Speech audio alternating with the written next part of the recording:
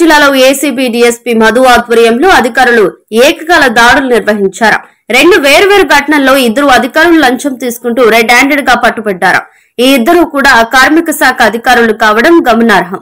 మంచిర్యాల జిల్లా కేంద్రంలో 50,000 లంచం తీసుకుంటూ Kagaznagar incharge assistant labour అధికారి రామ్మోహన్ పట్టుబడ్డారు. బెల్లంపల్లి సహాయ కార్మిక అధికారి కార్యాలయంపై ఏసీబీ అధికారులు దాడులు చేశారు. ఓ మహిళ వద్ద నుండి 30,000 లంచం తీసుకుంటుండగా అసిస్టెంట్ లేబర్ ఆఫీసర్ సుకన్యను ఏసీబీ అధికారులు పట్టుకున్నారు. ఈ మేరకు 2 చోట్ల ఏసీబీ అధికారులు విచారణ చేపట్టారు.